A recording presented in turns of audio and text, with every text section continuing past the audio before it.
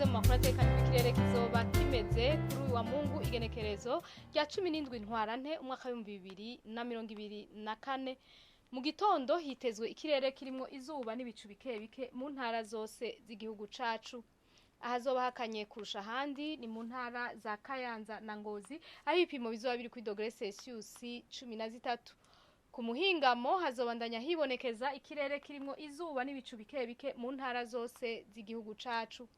Ahazoranga ubushuhe kurusha handi ni mu ntara ya Cibitoke aho ibipimo bizoba biri kuri dogere Celsius 32. Ejo mu gitondo izuba rizoseruka igihe cy'isaha 12:08 rirenge igihe cy'isaha 12:16 zo ku mugoroba.